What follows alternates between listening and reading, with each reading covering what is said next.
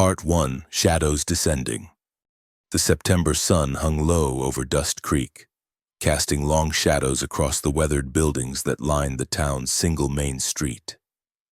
Beyond the last row of clapboard houses, where the prairie grass grew tall and wild, stood a modest cabin with a stone chimney and a small vegetable garden that had seen better days.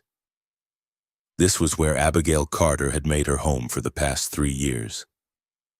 First as a young bride full of hope, and now as a widow carrying the weight of both grief and new life. At 22, Abigail possessed the kind of quiet strength that prairie women were known for, though the hardships of recent months had carved fine lines around her green eyes.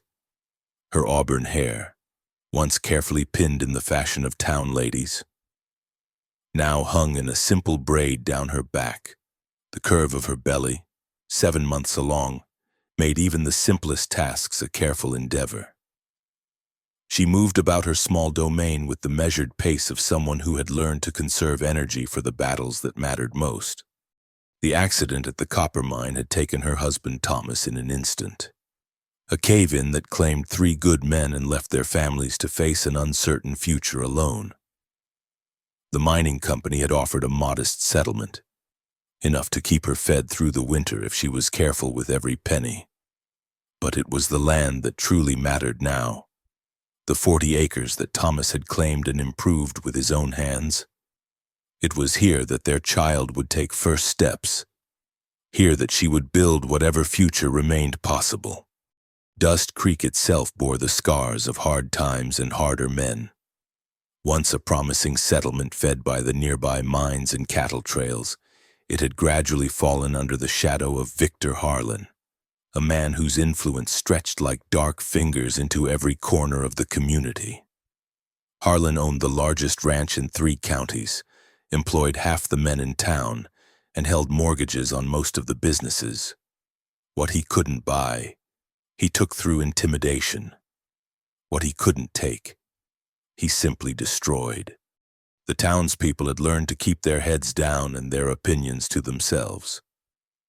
Sheriff Mason, a decent man in his younger days, now spent more time studying the bottom of whiskey bottles than enforcing any law that might inconvenience Victor Harlan.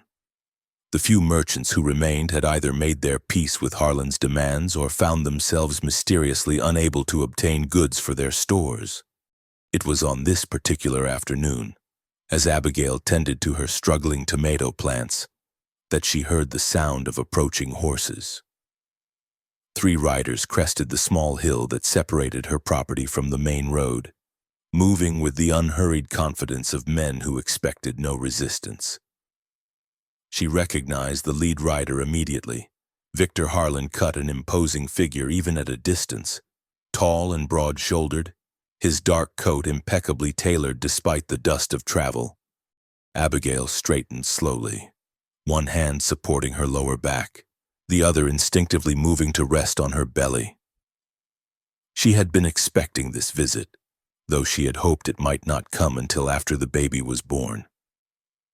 Harlan's land bordered hers on 2 sides, and she knew he coveted the small creek that ran through her property. It was the perfect water source for the expansion he had been planning. And with Thomas gone, she represented the weakest link in his chain of acquisitions. "Mrs. Carter," Harlan called out as he dismounted, removing his hat with exaggerated courtesy. His 2 companions remained in their saddles, hands resting casually near their weapons. "I trust you're keeping well in these difficult times." "Mr. Harlan," she replied, forcing her voice to remain steady. "What brings you out this way?" Harlan's smile was as cold as winter wind. He was a handsome man in his way, with silver threading through his dark hair and intelligent gray eyes that missed nothing. But there was something predatory in his gaze that made Abigail's skin crawl, especially when it lingered on her condition. "I've come to discuss your future, my dear, and that of your child." He gestured toward her cabin with a sweep of his hat. "This is no place for a woman alone, especially one in your delicate state. The nearest neighbor is 5 miles away, and with winter coming. He let the implication hang in the air. I manage well enough, Abigail said, though they both knew it was barely true. The roof leaked in 3 places. The vegetable garden was failing despite her best efforts, and she had already sold most of Thomas's tools to buy supplies for the baby. I'm sure you do your best, Harlan said, his tone patronizing. But best intentions won't keep you warm when the snows come, or put food on your table when your savings run dry, which is why I've come with a proposition that would solve all your problems. He stepped closer, and Abigail caught the scent of expensive cologne mixed with tobacco. Marry me, Mrs. Carter. Become my wife, and you'll never want for anything again. Your child will have a father, a name that means something in this territory. You'll live in comfort, with servants to tend your needs and the finest doctors to attend the birth. The proposal hit her like a physical blow, though she had sensed it coming. Harlan was a widower himself, his first wife having died in childbirth 5 years earlier. The idea of taking on another man's child would normally be beneath a man of his standing. But she knew it wasn't her or the baby he wanted. It was the water rights that came with her land. That's very generous, she managed. But I'm not ready to consider remarriage. Thomas has been gone only 4 months, and Thomas is dead, Harlan interrupted, his voice hardening. The dead don't keep their wives warm or protect them from the dangers of this world. I'm offering you security, Mrs. Carter. I suggest you consider it carefully. I have considered it, Abigail said, lifting her chin despite the tremor in her voice. And my answer is no.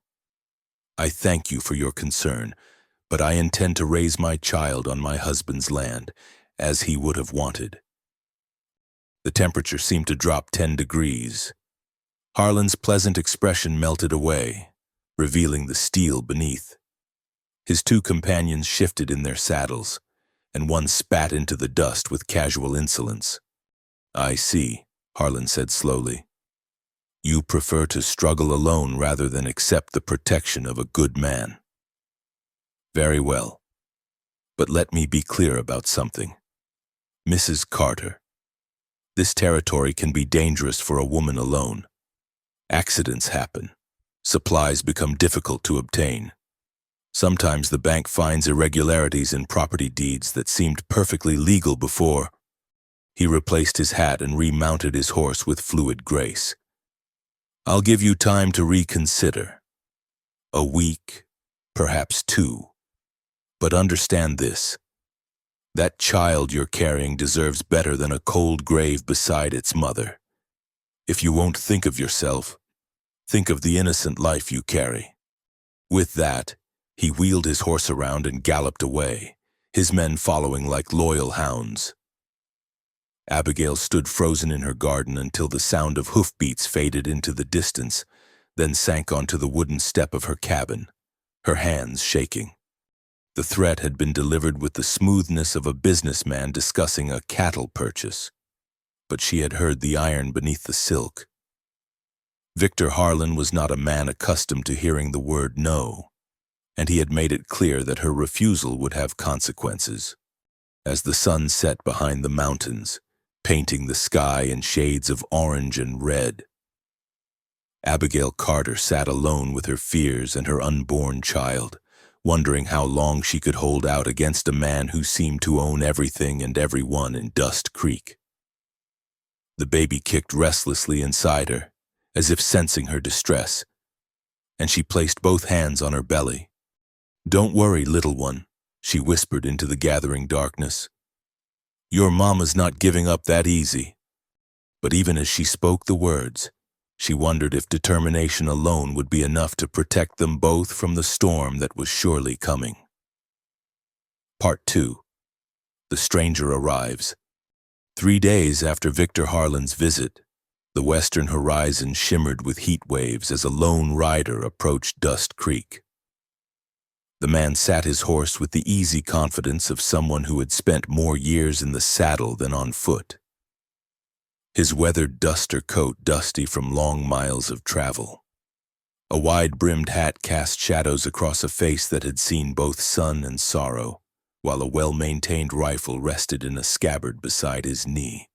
Samuel Hayes was 34 years old, though the lines around his blue eyes made him appear older.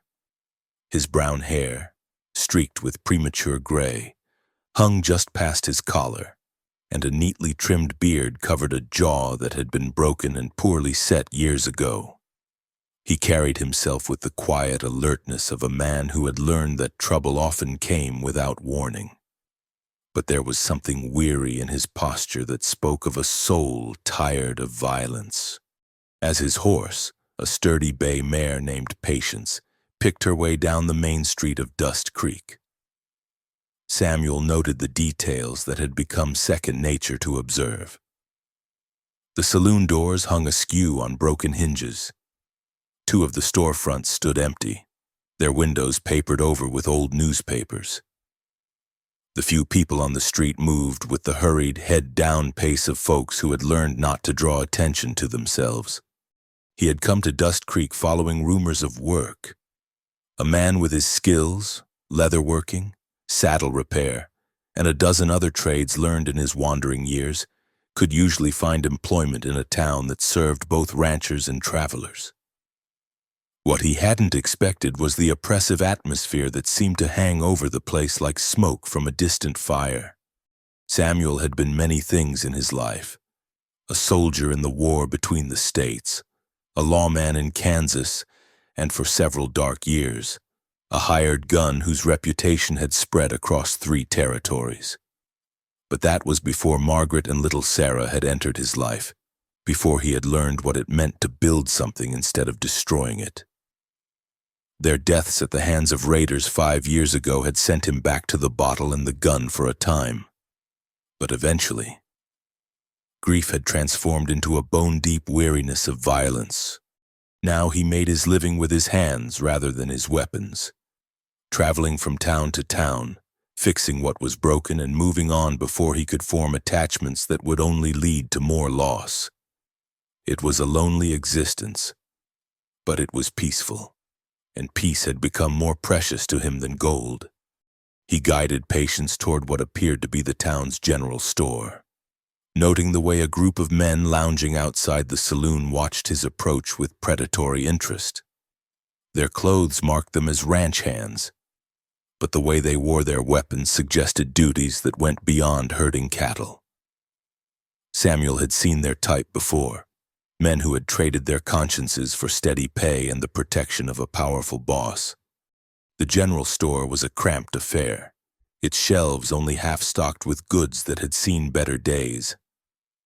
Behind the counter stood a thin man with thinning hair and nervous eyes, who looked up with the expression of someone expecting trouble. "Afternoon," Samuel said, touching the brim of his hat. "I'm looking for work. Heard there might be need for a leather worker in these parts." The storekeeper, his name was Jonas Whitman, though Samuel didn't know it yet, glanced toward the window as if checking to see who might be watching. "Depends on what kind of work you're talking about, stranger, and what kind of man you are." "The kind who fixes saddles and harnesses," Samuel replied mildly.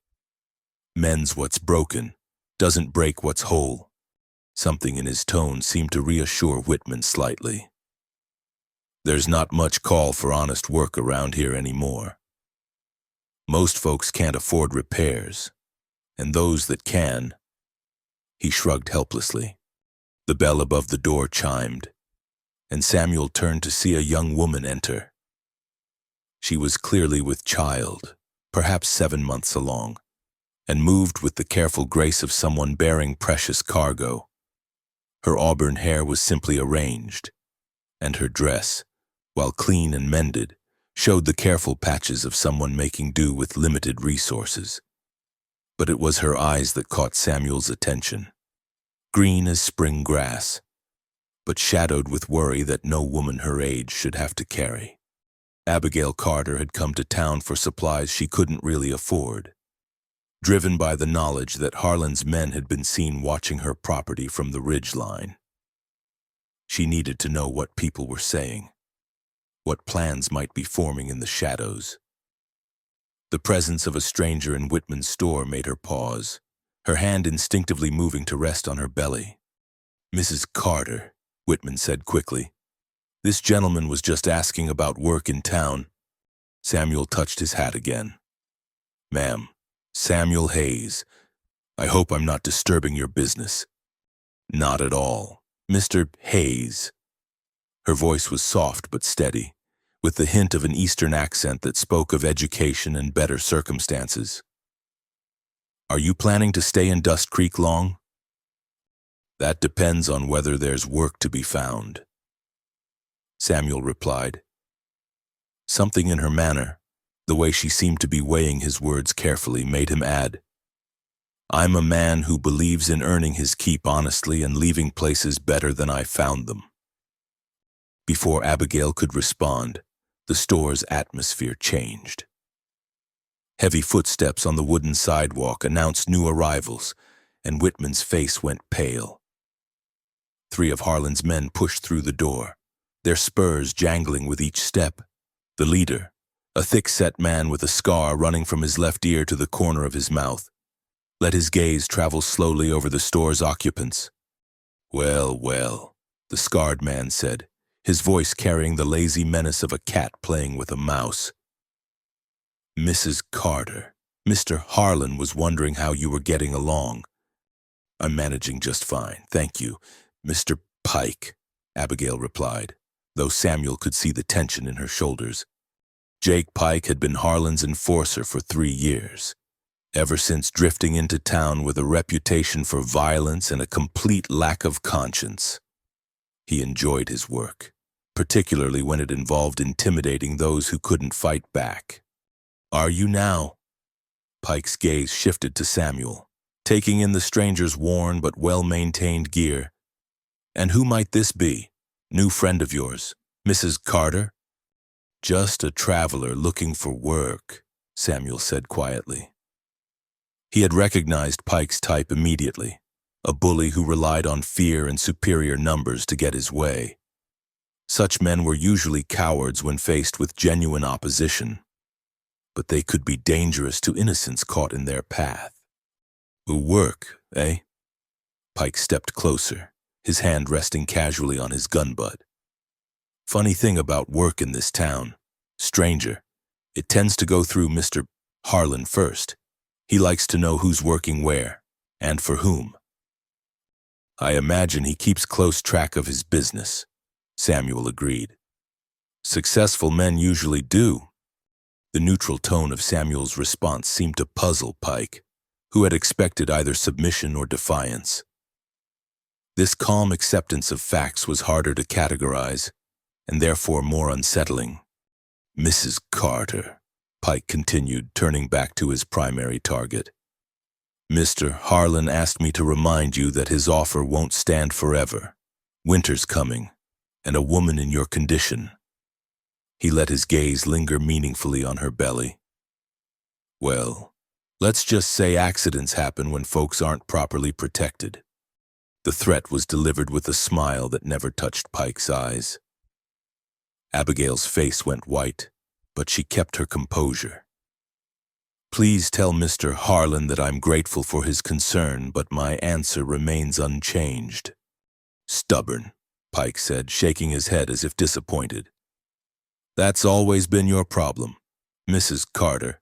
Too proud for your own good. Pride don't keep you warm at night, and it sure don't protect babies from harm." Samuel felt something cold and familiar stir in his chest.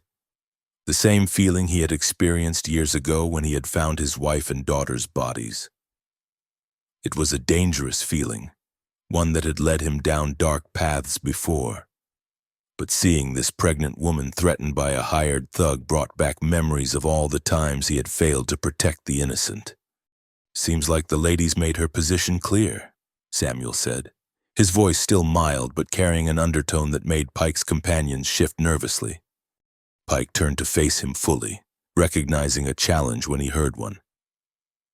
"Did I ask for your opinion, stranger?" "No," Samuel replied, "but sometimes a man gives it anyway." The moment stretched taut as a bowstring.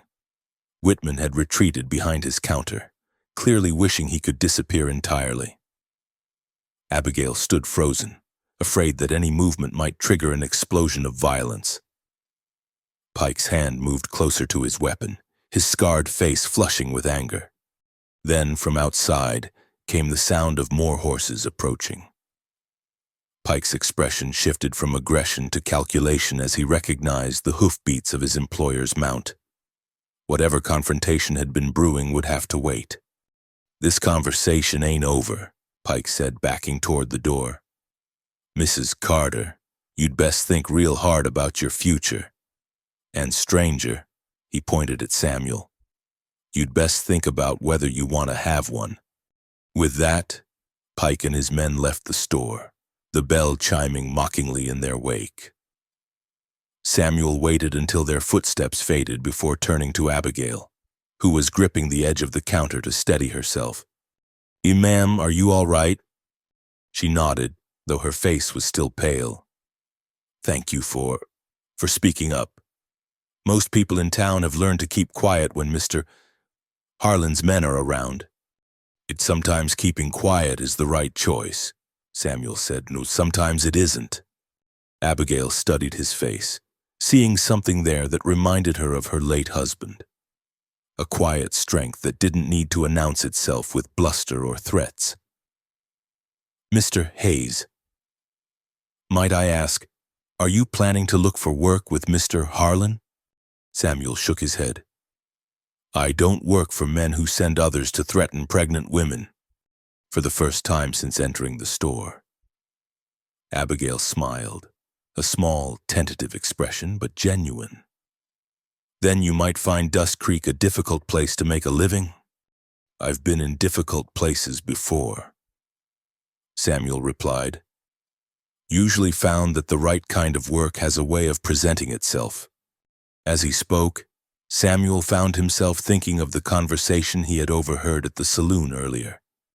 Whispered words about a forced marriage and a widow who didn't know when to give up. Looking at Abigail Carter now, seeing the courage in her green eyes despite her obvious fear, he began to understand that he might have found more than just work in Dust Creek. He might have found a cause worth fighting for. Part 3. Tension escalates. The harassment began 2 nights after the encounter at Whitman's store.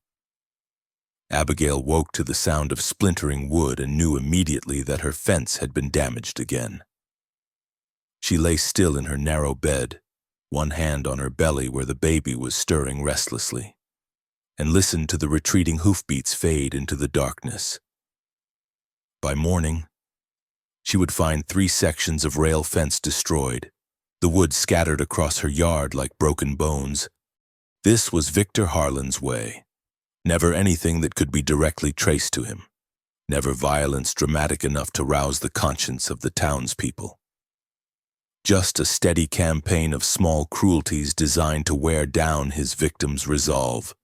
The fence could be repaired, but it would cost time and money she couldn't spare. More importantly, it sent a clear message. Your defenses are meaningless, and I can reach you whenever I choose. Samuel Hayes had taken a room at the boarding house run by Mrs. Elmira Potts, a stern-faced widow who asked few questions as long as the rent was paid on time. He had found some work repairing tack for the livery stable, enough to keep him fed while he observed the subtle currents of fear that ran through Dust Creek like an underground river. It was Mrs. Potts who told him about the fence, her voice carefully neutral as she served him breakfast on his second morning in town. "Shame about Mrs. Carter's property," she said, ladling eggs onto his plate. "3rd time this month she's had to fix that fence. Mighty strange how it keeps falling down in the night." "Strange indeed," Samuel agreed, buttering a biscuit with deliberate care.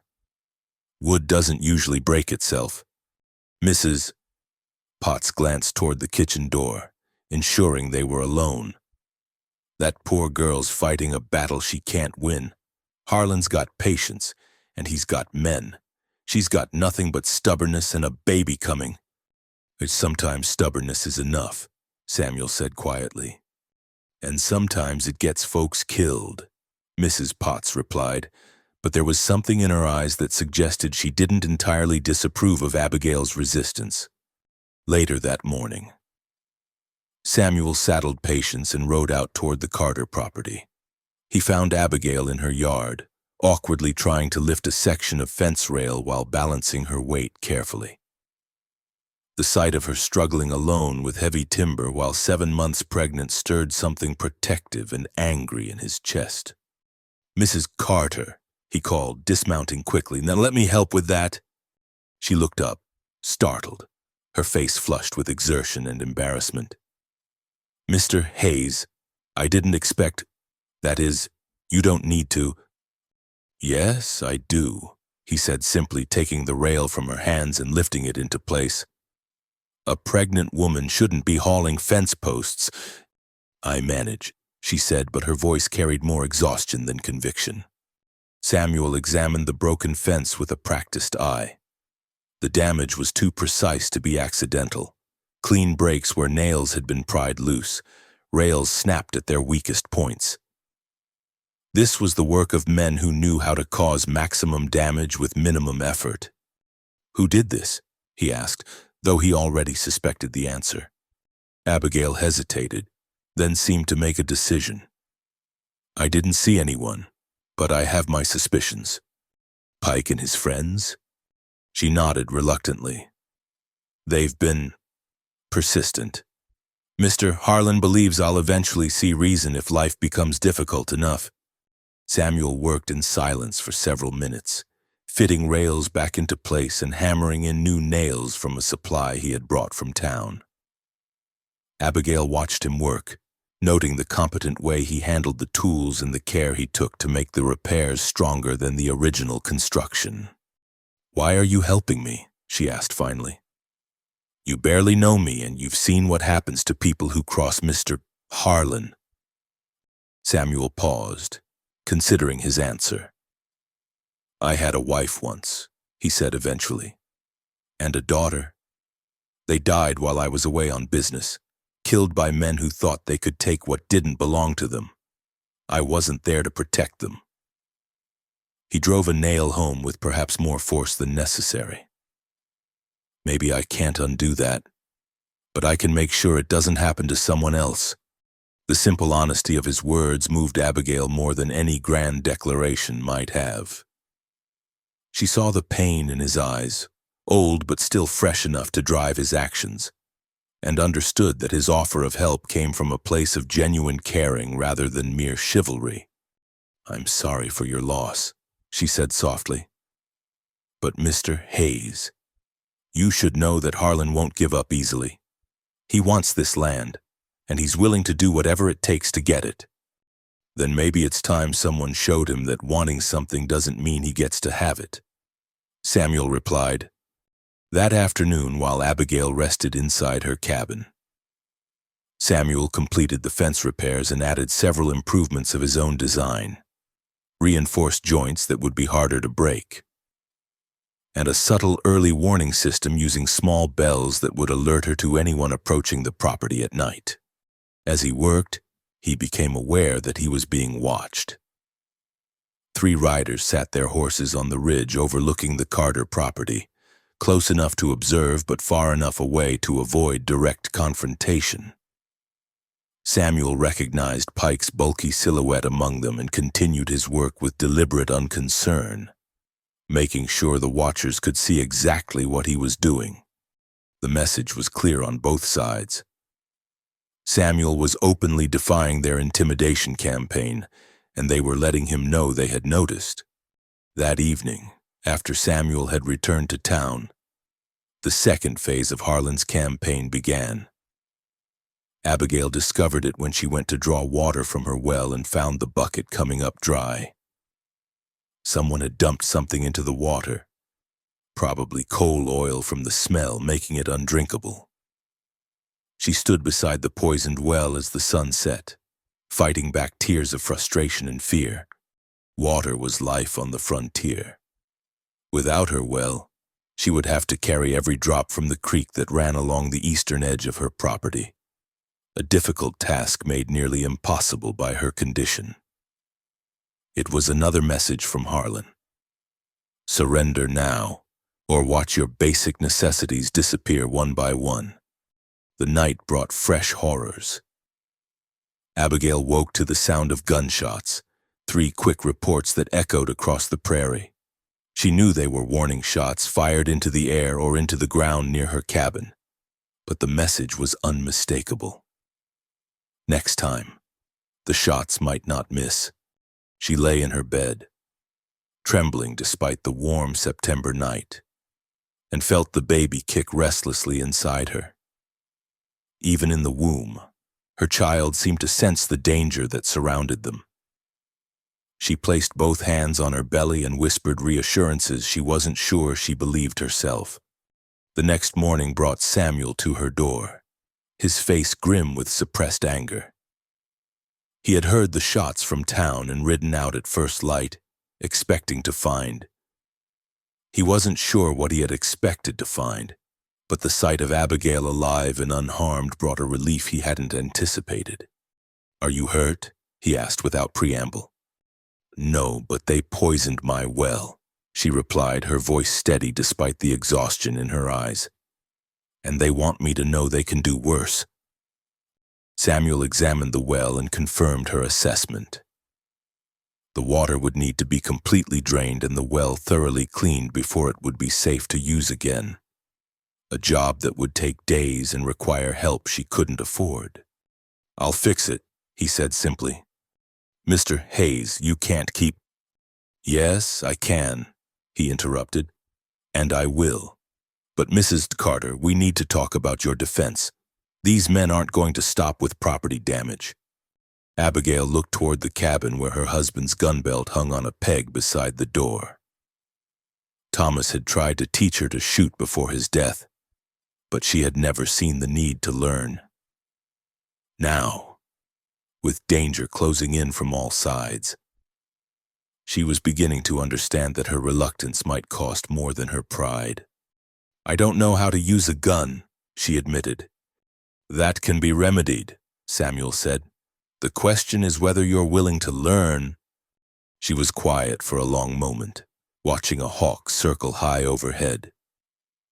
Finally, she met his eyes with a resolve that reminded him why he had admired her courage from the beginning. "Teach me," she said. That afternoon, while Samuel worked to clean and restore her well, Abigail practiced with Thomas's old Colt revolver. The weapon felt heavy and alien in her hands, but Samuel was a patient teacher, showing her how to load the chambers, how to aim, how to absorb the recoil without losing her balance. "It's not about being fast," he explained as she struggled with the unfamiliar mechanics. "It's about being sure. A woman in your condition doesn't need to outdraw anyone. You just need to be able to hit what you aim at when the time comes." "Will the time come?" she asked, though she already knew the answer. "Yes," Samuel said honestly. "Harlan's not going to give up, and his men are getting bolder. Eventually they'll push too far and you'll need to be ready." As the sun set over Dust Creek, painting the sky in shades of orange and red, Abigail Carter practiced shooting at tin cans lined up on her fence posts. Her shots were still wild, her stance uncertain, but there was determination in every attempt. Beside her, Samuel Hayes watched the horizon for signs of trouble and wondered how long they had before Harlan decided that subtle intimidation wasn't working fast enough. In town, Victor Harlan sat in his office above the bank, listening to Pike's report of the day's events. The stranger was proving to be more troublesome than anticipated, and the widow was showing unexpected resilience. Perhaps it was time to escalate their approach. "Double the watch on the Carter property," Harlan instructed. And make sure our friend Mr. Hayes understands that his interference won't be tolerated much longer." "What about the woman?" Pike asked, fingering the scar on his face. Harlan smiled, but there was no warmth in it. "Patience, Mr. Pike. Every fortress falls eventually. If you apply pressure to the right places, Mrs. Carter will come around to my way of thinking soon enough." But even as he spoke the words, Harlan felt a flicker of unease. The widow had been more stubborn than he had anticipated, and the stranger's involvement added an unwelcome variable to his carefully laid plans. Perhaps it was time to remind both of them that he was not a man to be trifled with. Outside, the first stars appeared in the darkening sky and across the prairie. Abigail Carter cleaned her husband's gun with newfound purpose while Samuel Hayes stood guard at her window, watching for shadows that moved with hostile intent. The battle for Dust Creek was escalating, and all sides knew that the real test was yet to come. Part 4. Gathering Allies. The morning after Abigail's first shooting lesson, Samuel made his way to the blacksmith shop at the edge of town. He had been observing the people of Dust Creek for nearly a week now, cataloging those who might be willing to stand against Harlan's tyranny if given the right opportunity and leadership. The blacksmith, he had noticed, was one of the few men in town who didn't flinch when Harlan's riders passed by. Josiah Brennan was a giant of a man, standing 6.5 feet tall with shoulders broad enough to block a doorway. His arms, scarred from years of working with hot metal, could swing a 20-pound hammer as easily as most men handled a pencil. At 52, his black hair was shot through with silver, and his weathered face bore the deep lines of a man who had seen both the best and worst of humanity. Samuel found him working at his forge, shaping a horseshoe with precise, powerful strokes. The rhythmic ring of hammer on anvil filled the shop, a sound that spoke of honest work and skilled craftsmanship. Brennan looked up as Samuel entered, his brown eyes taking quick measure of the stranger. "Help you with something?" Brennan asked, his voice carrying the faint trace of an Irish accent that 40 years in America hadn't quite erased. "Possibly," Samuel replied. "I'm Samuel Hayes. I've been in town about a week doing some leather work." "I know who you are," Brennan said, returning to his work. "Word gets around. You're the one been helping the Carter woman." "That's right." Brennan struck the horseshoe 3 more times, each blow perfectly placed, then set down his hammer and studied Samuel with new interest. "Takes either a brave man or a foolish one to cross Victor Harlan in this town. Which one are you?" "Maybe both," Samuel admitted. "But I've seen what happens when good people stand by and let bullies have their way. Usually doesn't end well for anyone." "No," Brennan agreed grimly. "It doesn't." He wiped his hands on his leather apron and gestured toward a wooden stool. "Sit. Tell me what's on your mind."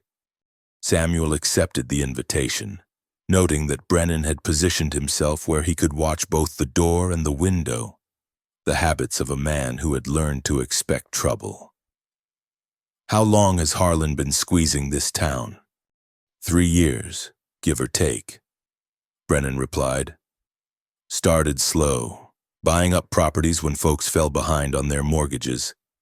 Then he began making sure more folks fell behind." The blacksmith's jaw tightened. "My own shop was almost one of them. Harlan had some of his boys convince my customers to take their business elsewhere. Nearly went under before I made it clear that the next man who tried to intimidate me would leave here missing some teeth. But you survived." "Aye, but not everyone did. The Hendersons had a small ranch north of town. Good people, worked hard, minded their own business. Harlan wanted their water rights, so he had their cattle stampeded and their barn burned. When they still wouldn't sell, their youngest boy had an accident that left him with a broken leg. They sold the next week and moved back east." Samuel absorbed this information, adding it to the picture he was building of Harlan's methods. What about the law? Sheriff Mason strikes me as a man who might have been decent once. Brennan spat into the dust. Mason owes Harlan money, gambling debts from when his wife was dying and he was drinking away his sorrows. Now he's Harlan's lapdog, whether he likes it or not. The man's got no choice if he wants to keep his badge and his life. So the townspeople just accept it? What choice do they have? Brennan's voice carried years of frustration. Harlan's got 30 men on his payroll, all of them handy with guns. Most of the folks in this town are shopkeepers and farmers, not fighters. They've got families to protect and businesses to think about. Samuel nodded, understanding the dynamic. But some of them might fight if they thought they had a chance of winning. Brennan studied him for a long moment. What exactly are you proposing, Mr. Hayes? I'm proposing that Mrs. Carter doesn't have to face this alone, and that maybe it's time someone reminded Victor Harlan that he doesn't own everything in this territory. That's dangerous talk. Yes, it is, but so is letting a man like Harlan terrorize innocent people without consequence. Brennan was quiet for several minutes. The only sound in the shop, the distant ring of metal from his apprentice working in the back room. Finally, he looked up with something that might have been hope stirring in his eyes. There are a few others who might listen, he said carefully. But they'd need to know you're serious.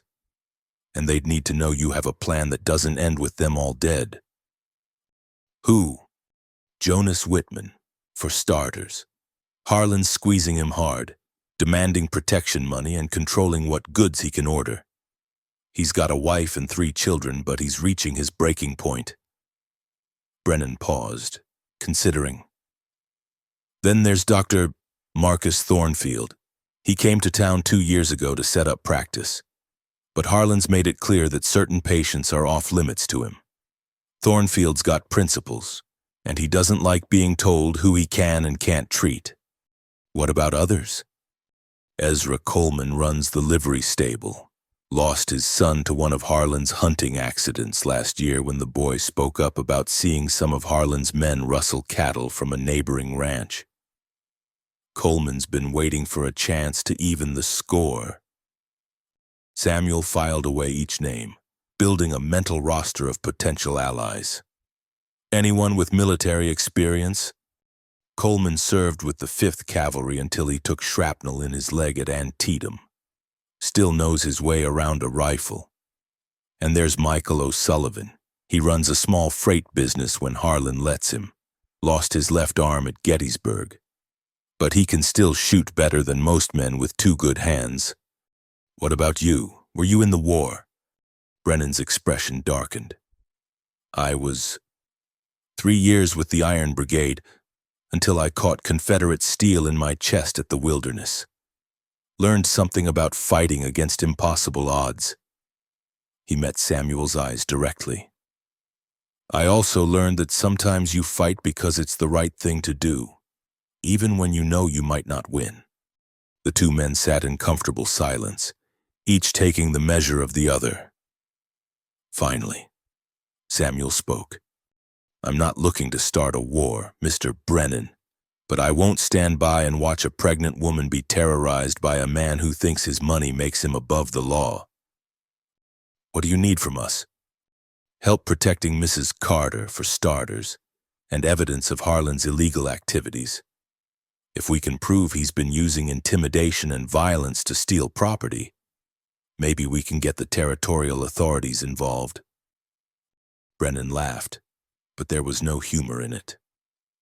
You think the territorial authorities don't already know? Half of them are in Harlan's pocket, and the other half are too far away to care about what happens in a small town like Dust Creek. Then we handle it ourselves, Samuel said simply. That's what I was hoping you'd say. Brennan stood and extended his hand. When do we start? Tonight? Can you arrange a meeting with the others? Somewhere private where we won't be observed. The back room of Whitman's store after closing. I'll spread the word. That evening, as the sun set behind the mountains. 5 men gathered in the cramped storage room behind Whitman's general store. Jonas Whitman himself was there, his nervous energy barely contained as he paced between stacks of canned goods. Dr. Thornfield sat quietly in a corner, his intelligent gray eyes taking in every detail of his companions. Ezra Coleman leaned against a barrel of flour, his weathered hands steady despite the pain that Samuel could see in his eyes when he thought no one was looking. Michael O'Sullivan stood near the door, his remaining hand resting casually near his weapon, a habit that even the loss of his arm hadn't broken. Samuel looked around the group, seeing both hope and fear in their faces. These were good men pushed to their limits, men who had decided that the risks of action outweighed the certainties of continued oppression. "Gentlemen," he began, "I think we all know why we're here. Victor Harlan has been bleeding this town dry for 3 years, and now he's set his sights on terrorizing a pregnant widow into giving up her land. The question is, are we going to let him get away with it?" "What can we do?" Whitman asked, his voice barely above a whisper. "Harlan's got more men and more guns than we could ever hope to match." "Numbers aren't everything," Coleman interjected, his scarred face grim. "I've seen smaller forces defeat larger ones when they had better tactics and stronger motivation." "But what's our plan?" Dr. Thornfield asked practically. "We can't just march up to Harlan's ranch and demand he leave Mrs. Carter alone." Samuel had been thinking about this question for days, weighing options and considering resources. "We start by making it clear that Mrs. Carter isn't as helpless as Harlan thinks. We establish a watch on her property, make sure she's never truly alone. At the same time, we gather evidence of Harlan's crimes, documentation of his threats, witness statements, anything that might be useful later." "And if that doesn't work," O'Sullivan asked, "then we make sure Harlan understands that terrorizing innocent people comes with a price." Samuel replied grimly. Brennan leaned forward. "I've got an old Army friend who works for the railroad company in Denver. He might be able to get word to federal marshals if we can give him something solid to work with." "That's good," Samuel said. "But we need to be prepared for the possibility that help won't come in time. Harlan's getting impatient, and his next move might be more direct than property damage and warning shots." The men spent the next hour discussing logistics, who would take which watch shifts, how to communicate without arousing suspicion, what weapons and supplies they could contribute to the cause. By the time they dispersed into the night, each man knew his role in the defense of Abigail Carter and, by extension, the future of Dust Creek itself. As Samuel walked back toward his boarding house, he reflected on the evening's work. It wasn't much, 5 men against 30, principle against raw power, but it was a start. For the first time since arriving in Dust Creek, he felt something other than resignation about the town's future. Tomorrow would bring new challenges, and he had no doubt that Harlan would escalate his campaign when he realized that his victim was no longer isolated. But tonight, for the first time in 3 years, the people of Dust Creek had begun to fight back. And sometimes, Samuel knew from hard experience, the decision to fight was the most important victory of all. Part 5. The Final Threat. The morning sun cast long shadows across Main Street as Victor Harlan rode into Dust Creek with an entourage that made his intentions unmistakably clear. 6 of his best men flanked him, their weapons gleaming in the early light, their faces set with the grim satisfaction of men who knew they held all the cards. Word had reached Harlan about the midnight meetings and the new alliances forming in his town, and he had decided it was time to remind everyone exactly who held power in this corner of the territory. Harlan himself cut an imposing figure as he dismounted in front of Whitman's general store. His black coat was perfectly tailored, his silver-handled pistol worn with the casual confidence of a man who had never doubted his ability to use it. At 45, He possessed the kind of commanding presence that made lesser men step aside without conscious thought. Today, that presence carried an edge of barely controlled violence that made the few people on the street hurry about their business with downcast eyes. Samuel Hayes watched from the window of the boarding house as Harlan and his men spread out across the town's center like an occupying army.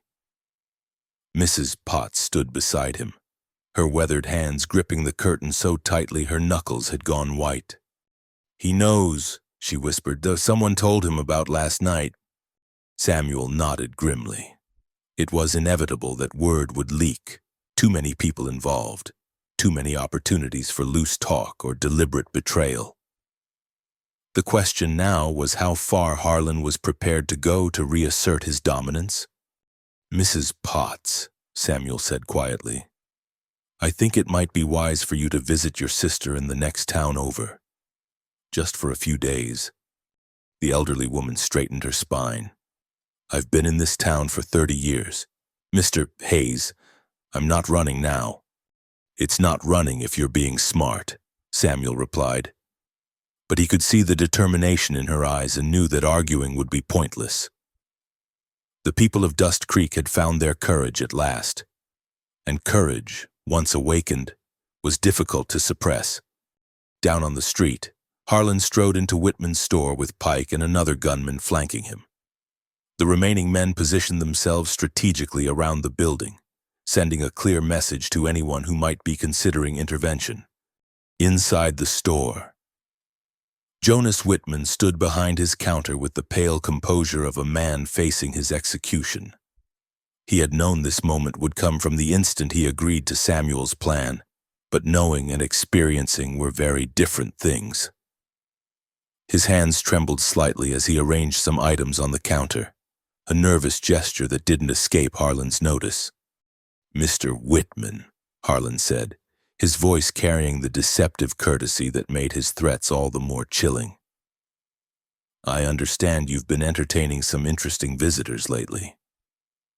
"I serve all customers, Mr. Harlan," Whitman replied, proud that his voice remained steady. "It's how I make my living." "Yes, but some customers are more welcome than others, don't you think?" Harlan picked up a can of peaches from the counter, examining it with exaggerated interest.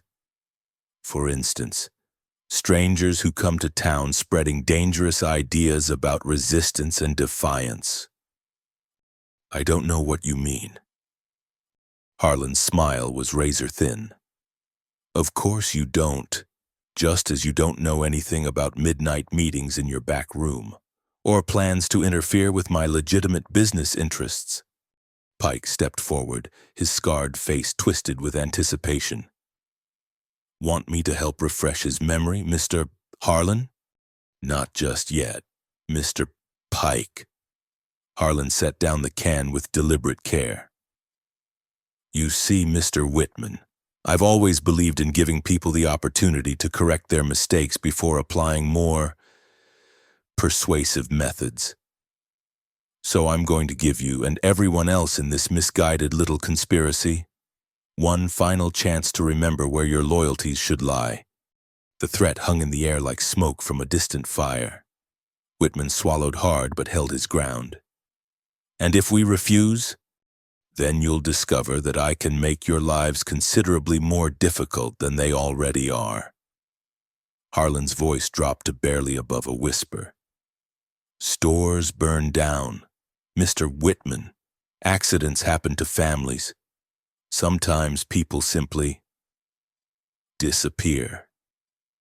Before Whitman could respond, the store's bell chimed and Dr. Thornfield entered, his medical bag in hand and his expression carefully neutral. He nodded politely to Harlan as if this were a social call rather than an intimidation session. "A gentleman," Thornfield said smoothly.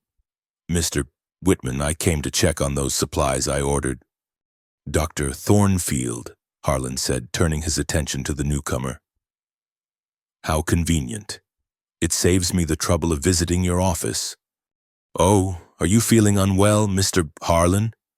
"Not at all. But I'm concerned about your recent expansion of clientele. I understand you've been treating patients who might be better served by seeking medical attention elsewhere. Thornfield's expression didn't change, but Samuel, who had positioned himself across the street where he could observe the proceedings, saw the doctor's hand tighten slightly on his medical bag. I treat anyone who needs medical care, Mr. Harlan. It's what doctors do, even those who refuse to accept the generous offers of their betters, especially them. The simple dignity of Thornfield's response seemed to surprise Harlan, who was accustomed to having his subtle threats produce immediate capitulation. For a moment, something like respect flickered in his eyes before being replaced by cold calculation. I see.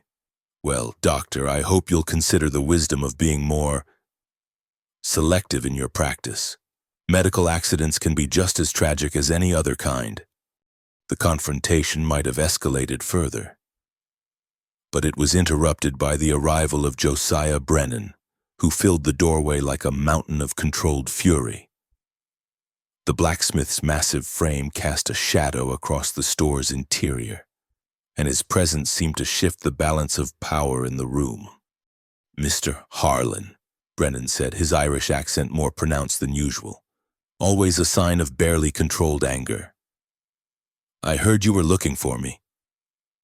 Indeed I was, Mr. Brennan. I wanted to discuss your recent associations. My associations are my own business. Not when they threaten the stability of this community. Harlan stepped closer, seemingly unbothered by the size difference between them. You've built a good business here, Brennan. It would be a shame if something happened to it. It would, Brennan agreed. Just as it would be a shame if something happened to anyone who tried to harm it. The tension in the room had reached a breaking point when the door opened once more. And this time it was Abigail Carter who entered. Her appearance sent a shock through everyone present. She had never come to town when Harlan was known to be present, and her decision to do so now carried implications that no one could ignore. She moved with the careful grace of a woman in her final months of pregnancy. But there was nothing hesitant about her manner as she surveyed the scene before her. Her green eyes met Harlan's directly. And in that moment, Samuel realized that she had come here deliberately, knowing exactly what she would find. Mrs. Carter, Harlan said, recovering his composure quickly. What an unexpected pleasure. Mr. Harlan. Her voice was calm, almost conversational.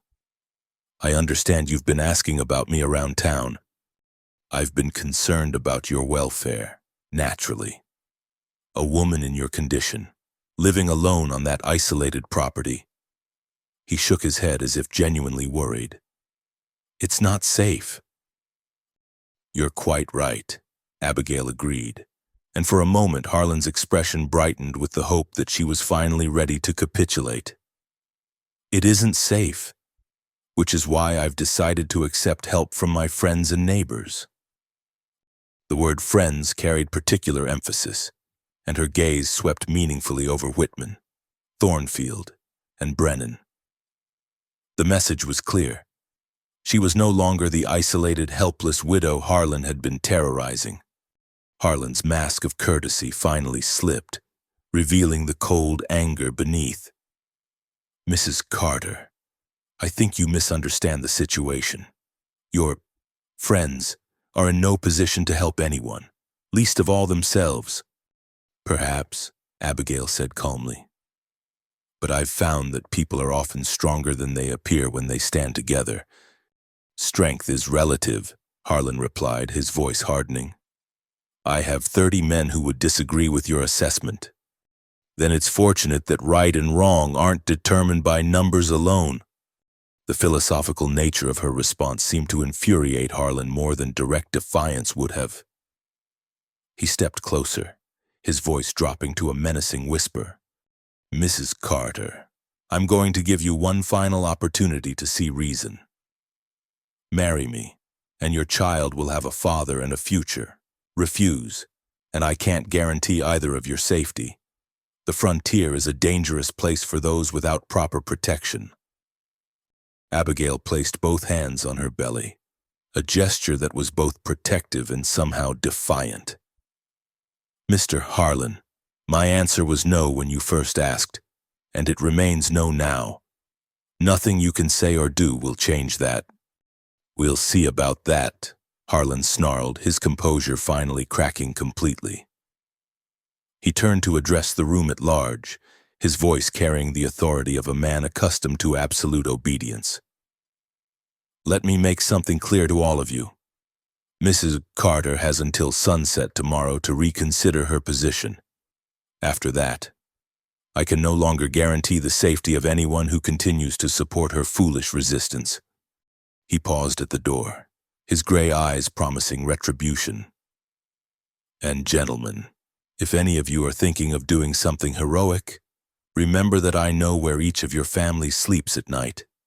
With that, Harlan strode from the store, his men falling in behind him like a pack of wolves. The sound of their horses' hooves echoed through the town as they rode away, but the threat they represented lingered like a storm cloud on the horizon. In the sudden silence that followed, the 5 people remaining in the store looked at each other with a mixture of fear and determination. They had crossed a line from which there could be no retreat, and tomorrow would bring either victory or destruction. "Well," Dr. Thornfield said with forced lightness, "I suppose that settles it." "Aye," Brennan agreed grimly. "Tomorrow we find out what we're truly made of." Abigail Carter stood in the center of the group, her hands still resting on her unborn child. And for the first time in months, she didn't feel alone.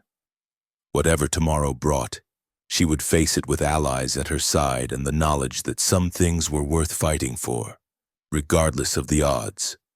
Outside, the sun climbed higher in the sky, marking the passage of time toward a confrontation that would determine the future of Dust Creek and everyone in it.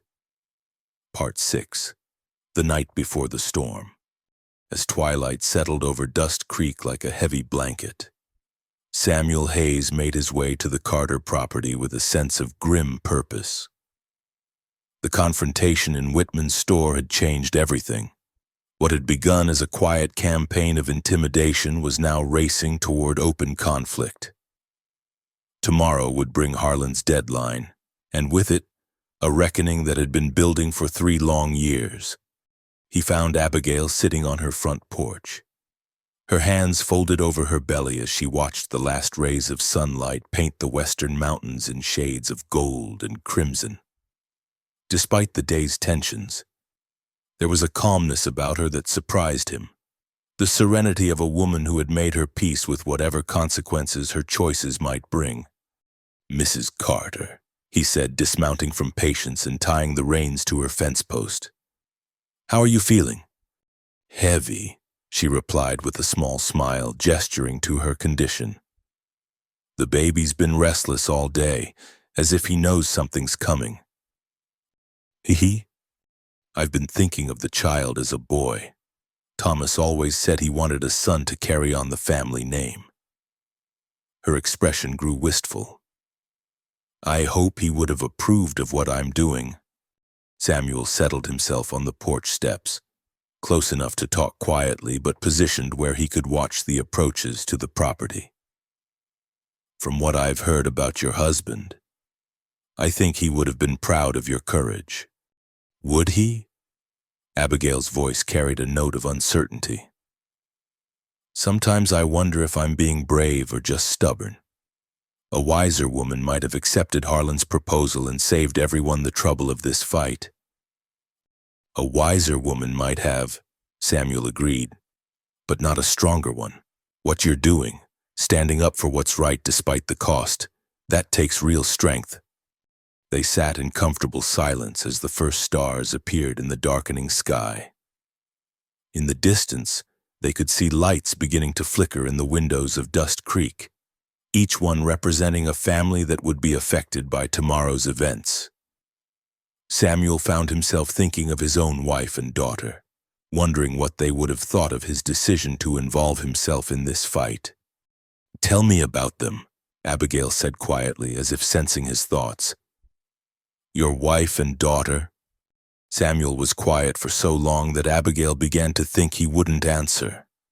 When he finally spoke, his voice carried the weight of old grief and cherished memories. She was the kind of woman who could find something good in anyone, no matter how lost they seemed. I was pretty lost when I met her, drinking too much, fighting too much, convinced that the world was nothing but violence and disappointment. She saw something in me that I couldn't see in myself." He paused, his gaze fixed on the horizon. "Sarah was 5 when they died. She had her mother's gift for seeing the best in people, but she had my stubbornness too. She was always bringing home stray cats and injured birds, convinced she could fix anything that was broken." "How did they die?" Abigail asked gently. "Raiders hit our place while I was away on a job. I was working as a lawman then, chasing some cattle thieves up near the Colorado border. By the time I got back..." He stopped, his hands clenching involuntarily. "I was 3 days too late." Abigail reached out and placed her hand over his, a gesture of comfort that surprised them both with its naturalness. "I'm sorry. No one should have to bear that kind of loss. For a long time, I thought it was my fault. If I'd been there, if I'd stayed home instead of chasing after glory and adventure. But grief has a way of teaching you things about yourself. Eventually, I realized that I couldn't change what happened, but I could choose what to do with the rest of my life. Is that why you're helping me? To make up for not being able to save them?" Samuel considered the question carefully. "Maybe partly, but mostly it's because some things are worth fighting for, regardless of the personal cost. You and your child, the future of this town, those are things that matter." As if summoned by their conversation, the sound of approaching horses broke the evening stillness. Both Samuel and Abigail tensed, but the riders who emerged from the darkness were friends rather than enemies. Brennan led the group, his massive frame unmistakable even in silhouette, followed by Coleman, O'Sullivan, and Dr. Thornfield. Whitman brought up the rear, a rifle balanced across his saddle with the awkward determination of a man unaccustomed to weapons but willing to learn. "He figured you might want some company tonight," Brennan said as he dismounted. "Harlan's boys have been making a lot of noise in the saloon, and Pike's been asking questions about who might be out here." "Any word on what they're planning?" Samuel asked. O'Sullivan spat into the dust. "Nothing specific, but they're confident about tomorrow. Too confident, if you ask me.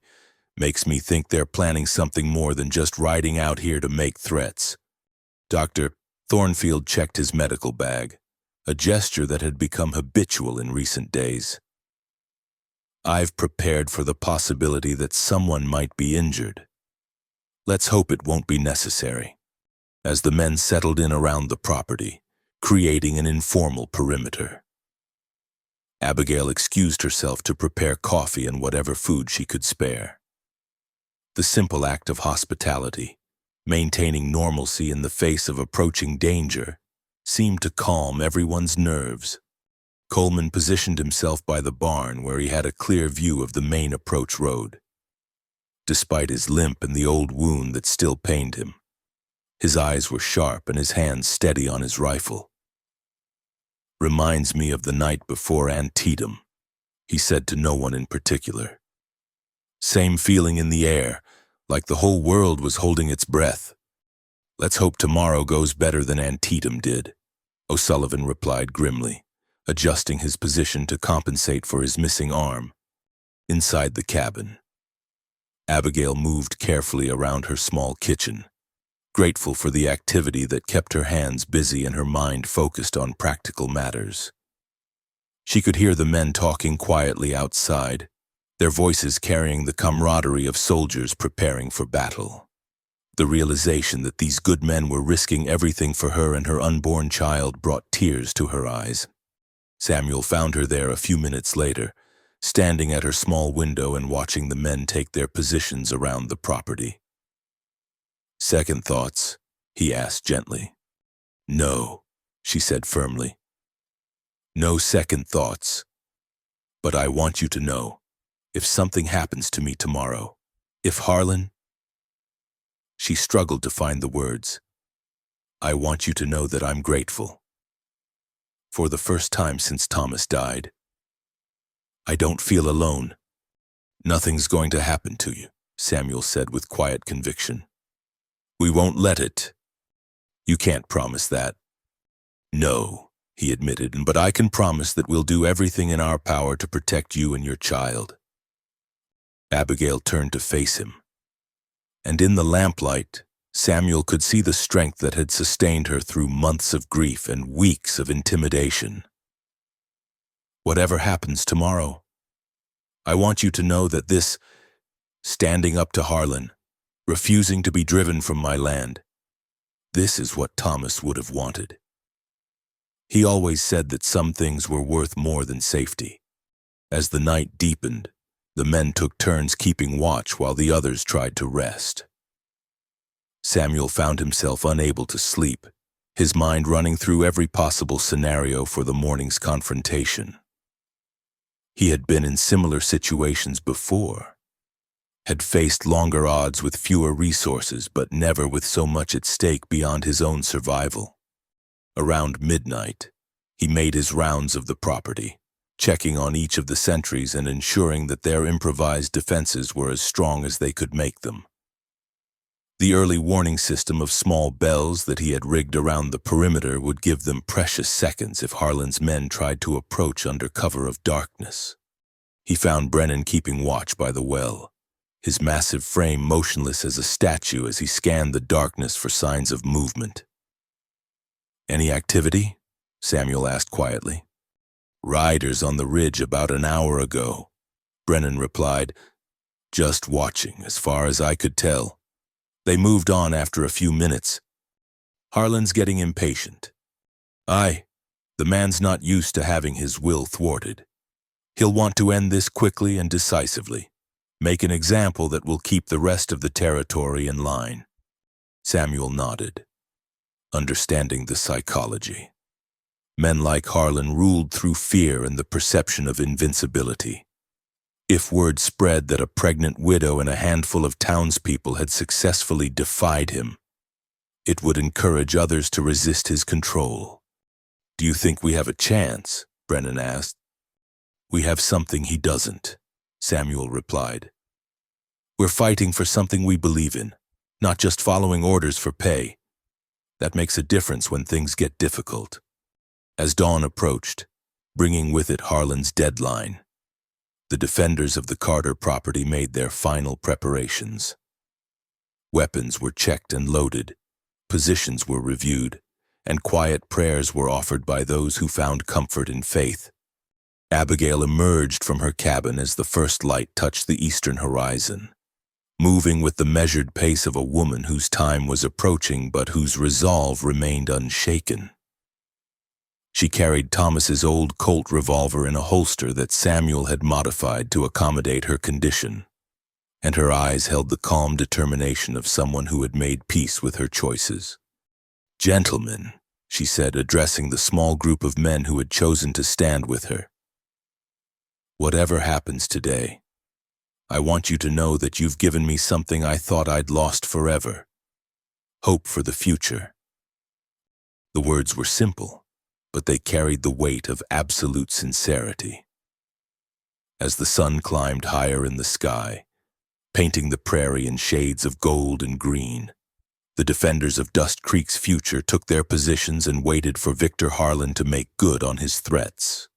In the distance, dust clouds on the horizon announced the approach of riders, and the final chapter of their confrontation was about to begin.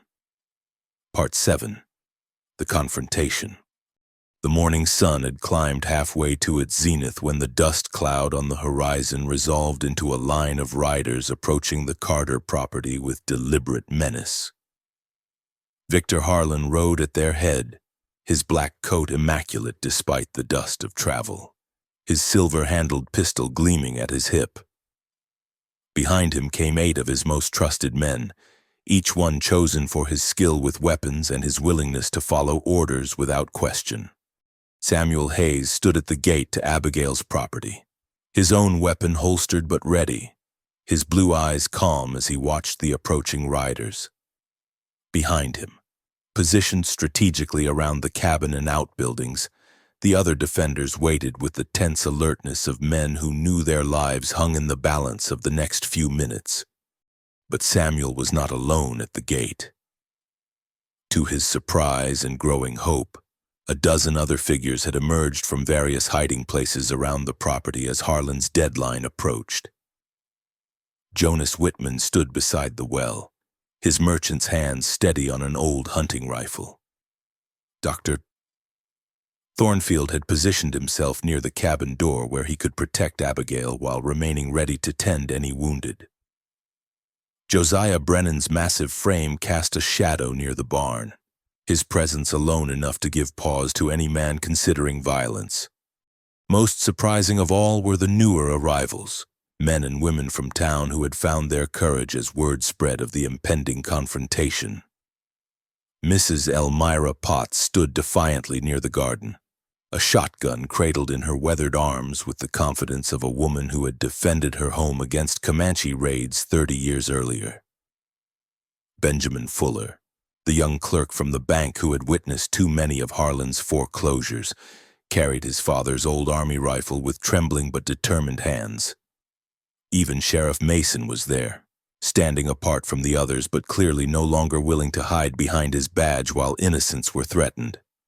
The sight of so many townspeople arrayed against him caused Harlan to pull up short, his gray eyes scanning the assembled defenders with a mixture of surprise and calculation.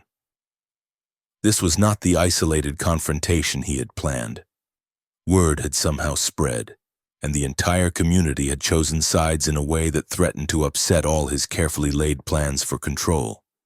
"Well," Harlan said, his voice carrying easily across the distance between the two groups, "it seems Mrs. Carter has been busy making friends." Samuel stepped forward, placing himself between the mounted men and the defenders behind him. "Mr. Harlan, you're trespassing on private property." "Am I?" Harlan's smile was cold as winter wind. "I think you'll find that Mrs. Carter's claim to this land is somewhat questionable. Property deeds can be complicated things, especially when they're not properly filed or when taxes fall into arrears." From behind Samuel came Abigail's clear voice, carrying the authority of absolute conviction. "My husband filed this claim legally, and our taxes are paid in full. You have no right to be here." Harlan's attention shifted to the pregnant woman who had emerged from her cabin, and his expression hardened with frustrated desire and wounded pride. She stood on her front porch, one hand resting on her swollen belly, the other holding Thomas's old colt with surprising steadiness. "Mrs. Carter," Harlan said, removing his hat with exaggerated courtesy that fooled no one. "I had hoped you would come to your senses without forcing this unpleasantness. My offer of marriage still stands, along with protection for you and your child." "I've given you my answer, Mr. Harlan," Abigail replied, her voice carrying across the yard with unwavering strength. "It was no then, and it remains no now. Even knowing what refusal will cost you, especially knowing that." The simple dignity of her response seemed to infuriate Harlan more than defiance would have. His mask of civilized discourse finally slipped, revealing the brutal pragmatist beneath.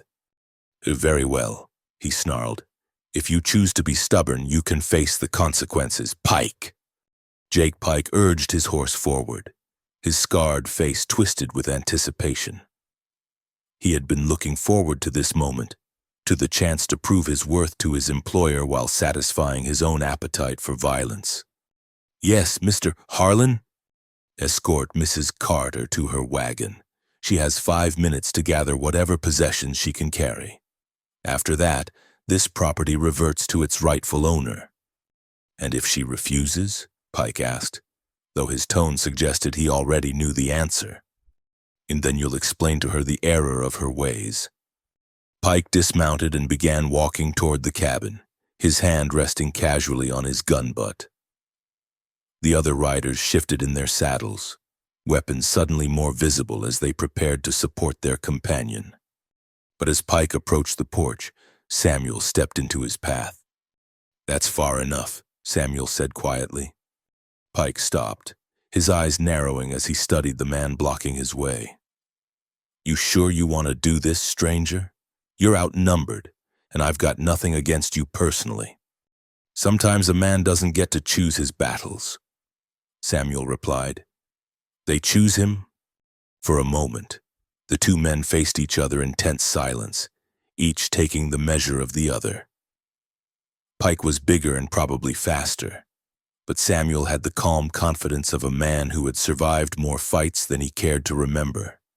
The standoff might have continued indefinitely, but it was broken by an unexpected voice from the porch behind Samuel. "Mr. Pike," Abigail called out, her tone conversational despite the deadly seriousness of the situation. "I have something to say." Pike looked past Samuel to the pregnant woman on the porch, momentarily confused by her calm demeanor. "What's that, Mrs. Carter?" Abigail took a careful step forward, both hands now visible, one still resting on her belly, the other holding her husband's colt with unmistakable purpose. "I want you and Mr. Harlan to understand something," she said, her voice carrying clearly to every person present. "This is my land. My husband died working to build something here, and my child will be born here. Touch this property, and you'll discover that a pregnant woman can shoot just as straight as anyone else." The declaration sent a ripple of shock through Harlan's men. They had expected tears, pleading, perhaps an attempt to run. What they had not anticipated was this quiet, deadly resolve from a woman they had dismissed as helpless. Pike's hand moved closer to his weapon. "Mrs. Carter, you don't want to do anything foolish. Think about your baby." "I am thinking about my baby," Abigail replied. "I'm thinking about the world I want to leave for him. And that world doesn't include men who believe they can take whatever they want through fear and violence." The tension stretched taut as a bowstring, every person present aware that the next few seconds would determine not just Abigail's fate, but the future of Dust Creek itself. Harlan's men outnumbered the defenders, but the townspeople held the moral high ground and the desperate courage of people fighting for their homes and families. It was Sheriff Mason who broke the deadlock. "That's enough," the lawman said, stepping forward with his badge gleaming in the morning sun. "Mr. Harlan, you and your men need to leave this property, now." Harlan turned in his saddle, his expression incredulous. "Sheriff Mason, I believe you're forgetting who pays your salary." "I'm forgetting nothing," Mason replied, his voice steady for the first time in years. "But I'm remembering what this badge is supposed to mean. Mrs. Carter's land claim is legal, and she has every right to defend her property." "You're making a mistake, Mason," Harlan warned. "A very expensive mistake." "Maybe," the sheriff agreed, "but it's my mistake to make." Before Harlan could respond, another voice joined the confrontation, this one carrying the authority of federal law. A man in a dusty coat rode into the yard, his horse lathered from hard travel, a marshal's badge prominently displayed on his vest. Marshal Robert Caldwell, Territorial Authority. The newcomer announced, "I'm looking for Victor Harlan." The arrival of a federal marshal sent another shock through the assembled groups. Harlan's face went pale beneath his tan as he recognized the implications of federal involvement in what he had assumed was a purely local matter. Marshal, Harlan said, struggling to regain his composure. "This is unexpected. How can I help you?" "You can start by explaining these," Caldwell replied, producing a folder of documents from his saddlebags. "Seems someone's been documenting irregularities in property transfers throughout this territory. Intimidation, falsified documents, mysterious accidents befalling those who refuse to sell their land." Samuel felt a surge of satisfaction as he realized that Brennan's contact with the railroad had come through, bringing federal attention to Harlan's activities at precisely the right moment. "I'm sure any irregularities can be explained," Harlan said, but his voice lacked its usual confidence. "I'm sure they can," Caldwell agreed, "and you'll have plenty of time to do so. Victor Harlan, you're under arrest for conspiracy, fraud, and intimidation." The words seemed to galvanize Harlan's men, several of whom reached for their weapons. But they found themselves facing not just Samuel and the townspeople, but also the marshal and Sheriff Mason, both of whom had drawn their guns with professional speed. "Don't make this harder than it needs to be," Caldwell warned. "You're already in enough trouble without adding resistance to federal authority." For a long moment, violence hung in the air like smoke. Then Pike, seeing the hopelessness of their situation, slowly raised his hands and stepped away from his weapon. "Smart man," Caldwell said approvingly. He turned to Harlan, who sat his horse like a statue, his face a mask of frustrated rage. "Your choice, Harlan. Come quietly, or we can do this the hard way." Harlan's gray eyes swept over the assembled townspeople, taking in their faces one by one as if memorizing them for future reference. When his gaze fell on Abigail, still standing on her porch with quiet dignity, something like respect flickered in his expression. "You've won this round, Mrs. Carter," he said quietly. "But don't think this is over." "Yes, it is," Abigail replied with absolute certainty. "It's over because we decided it was over." With that, Marshal Caldwell moved to arrest Victor Harlan, while his men surrendered their weapons to Sheriff Mason and the townspeople. The reign of fear that had gripped Dust Creek for 3 years was finally coming to an end, broken not by superior force but by the simple courage of ordinary people who had decided that some things were worth fighting for. As the dust settled and the immediate danger passed, Abigail Carter remained on her porch, one hand on her unborn child and the other still holding her husband's gun. She had faced down the most powerful man in the territory and emerged victorious, not through violence but through the strength of her convictions and the support of her community. The battle for Dust Creek was over, and freedom had won. Part 8. Faith and Freedom. 3 weeks after Victor Harlan's arrest, Dust Creek had begun to transform itself from a town ruled by fear into a community bound by shared purpose and mutual respect. The change was visible in small details that might have seemed insignificant to an outsider but carried profound meaning for those who had lived under Harlan's shadow for so long. The storefronts that had stood empty for months were being cleaned and prepared for new businesses. Children played in the streets without the constant watchfulness their parents had maintained during the dark years. Most telling of all, people met each other's eyes again when they walked down Main Street, no longer afraid that a casual glance might be interpreted as defiance by the wrong observer. Abigail Carter sat in her rocking chair on the front porch of her cabin, watching the sunset paint the western mountains in shades of gold and crimson. At 8.5 months pregnant, she moved with the careful deliberation of a woman whose time was approaching. But there was a serenity about her that had been absent during the months of fear and uncertainty. The sound of approaching horses drew her attention to the road, where Samuel Hayes was returning from town with a wagon load of supplies and news. Over the past weeks, he had become a regular visitor to her property, helping with repairs and improvements while maintaining the respectful distance appropriate to a widow in her condition. "Good evening, Mrs. Carter," Samuel said as he climbed down from the wagon. "I brought those items you ordered from Whitman's store, along with some news from town." "Good news, I hope," Abigail replied, noting the satisfied expression on his weathered face. "The best kind," Samuel confirmed, beginning to unload supplies from the wagon. Marshal Caldwell sent word from the territorial capital. Harlan's been formally charged with fraud, intimidation, and conspiracy. He'll be standing trial in Denver next month, and the evidence against him is overwhelming. Abigail nodded with quiet satisfaction. Justice was a rare commodity on the frontier, but it seemed that Victor Harlan would finally face the consequences of his actions. What about his men? Most of them have been released with warnings, since they were just following orders. Pike's facing charges of his own. Seems he had a few outstanding warrants in Colorado. But the important thing is that Harlan's organization has been completely dismantled. As Samuel carried supplies to the porch, Abigail noticed other riders approaching from town.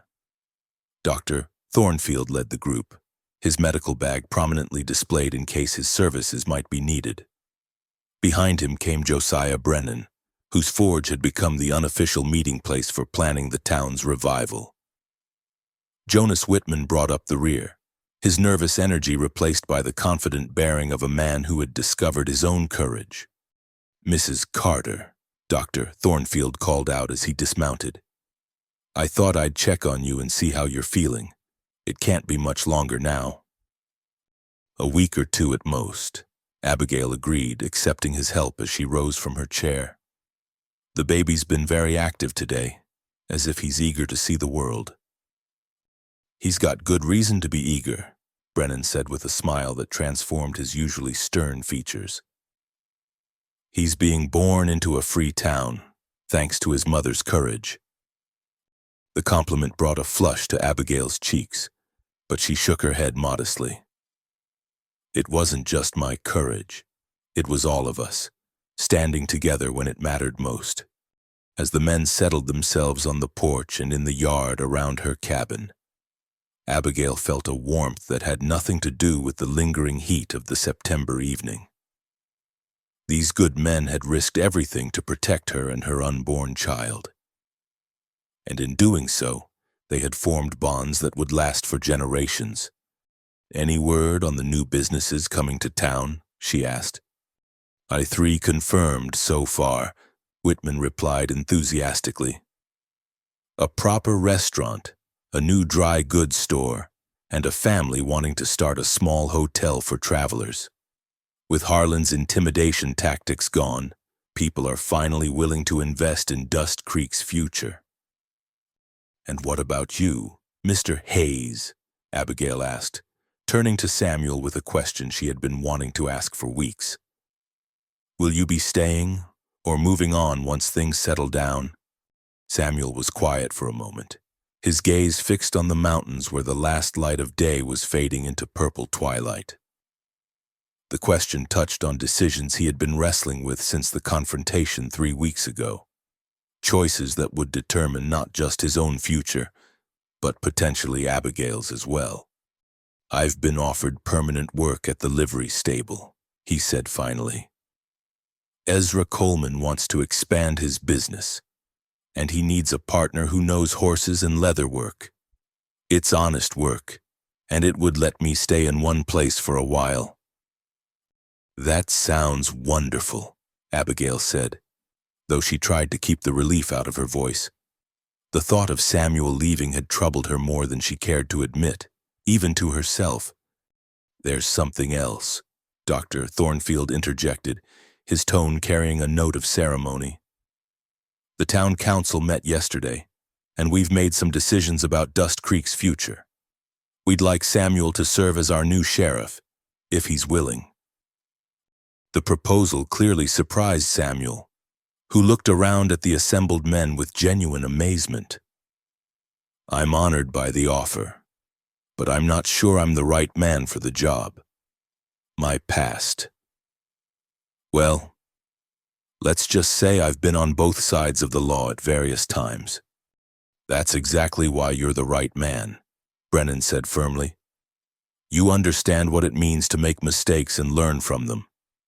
And you've proven that you're willing to risk everything to protect the innocent. What about Sheriff Mason? Mason's a good man who got caught in a bad situation, Whitman explained. He's asked to step down and recommended you as his replacement. Says it's time for a fresh start with someone who hasn't compromised himself to survive. Samuel considered the offer, weighing the responsibilities it would entail against his desire for a peaceful life. The badge would make him a target for anyone seeking revenge against Harlan, and it would mean staying in one place permanently. Something he hadn't done since Margaret and Sarah's deaths. But looking around at these men who had become friends, and at the pregnant woman who had shown him what real courage looked like, he realized that some opportunities were too important to refuse. I accept, he said simply. But I'll need deputies I can trust. Already taken care of, Dr. Thornfield replied with a smile. Coleman and O'Sullivan have both volunteered, and Mason's agreed to stay on as an advisor until you're settled in. As the conversation continued into the evening, discussing plans for the town's growth and the challenges that lay ahead, Abigail found herself studying Samuel's face in the lamplight that spilled from her cabin windows. There was something different about him lately, a sense of peace that hadn't been there when he first arrived in Dust Creek. It was as if facing down Harlan and his men had helped him confront his own demons as well. Mrs. Carter, Samuel said during a lull in the conversation. There's something I wanted to discuss with you, about your property. Oh? With winter coming and the baby due soon, you're going to need help with the day-to-day work of maintaining this place. I was wondering if you'd consider letting me build a small cabin on the eastern edge of your property, near enough to help when needed, but far enough away to maintain propriety. The offer was carefully worded, respecting both her status as a widow and the conventions of frontier society. But Abigail heard the deeper meaning beneath his formal words. Samuel was asking for permission to become a permanent part of her life, in whatever capacity she would allow. That would be very helpful, she replied, her voice carefully neutral despite the joy she felt at his words. The land is certainly large enough, and I could use the assistance. Then it's settled, Brennan said with satisfaction. We'll all pitch in to help build it. Should be finished before the first snow. As the evening wound down and the men prepared to return to town, Dr. Thornfield took Abigail aside for a private consultation. How are you really feeling? He asked, his professional manner masking genuine concern. Tired but ready, she replied honestly. The baby feels strong and healthy, and I'm not afraid anymore. Good. Fear can complicate childbirth, but confidence helps everything go smoothly. He hesitated, then added, Mrs. Carter, I hope you don't mind my saying so, but you've become something of an inspiration to the women in town. They see what you've accomplished, standing up to Harlan, defending your home, preparing to raise a child alone, and it's given them courage to speak up about their own concerns. What do you mean? Mrs. Potts has started a women's auxiliary to help with community projects. They're planning to establish a proper school and library. Things we never could have attempted while Harlan controlled everything. Your example showed them that women can be just as strong as men when the situation demands it. The idea that her struggle had inspired others brought tears to Abigail's eyes. She had fought for her own survival and her child's future, never imagining that her actions might have broader implications for the community. A week later, as the first autumn leaves began to fall and the mountains took on the crisp clarity that preceded winter, Abigail Carter went into labor. Dr. Thornfield attended the birth, assisted by Mrs. Potts and 2 other women from town who had insisted on helping. Samuel waited on the porch with Brennan and Whitman, pacing nervously despite having no official role in the proceedings. When the baby's cry finally echoed from inside the cabin, Samuel felt a relief so profound it surprised him. He had faced down armed men without flinching, but the thought of losing Abigail or her child had terrified him more than any physical danger. "It's a boy," Dr. Thornfield announced, emerging from the cabin with a smile that lit up his entire face. "Mother and child are both healthy and strong." Samuel felt as if a weight he hadn't realized he was carrying had suddenly lifted from his shoulders. "Can we see them?" "In a few minutes. Let the ladies finish getting them settled." When Samuel was finally allowed into the cabin, he found Abigail propped up in bed, cradling a tiny bundle in her arms. Despite the exhaustion of labor, her face glowed with a happiness that transformed her already considerable beauty into something almost ethereal. "Samuel," she said softly, "I'd like you to meet Thomas Carter, Jr." The baby was perfect. 10 tiny fingers, 10 tiny toes, and his father's dark hair already beginning to show. But it was his eyes that captured Samuel's attention, bright and alert, as if he was already taking the measure of the world he had entered. "He's beautiful," Samuel said, his voice husky with emotion. "Thomas would have been proud." "I hope so," Abigail replied, "and I hope he grows up to be as brave and honorable as the men who protected us." As Samuel looked down at the infant in Abigail's arms, he felt something he hadn't experienced since losing his own family, a sense of hope for the future. This child would grow up free, in a town where justice prevailed over intimidation and where good people looked out for one another.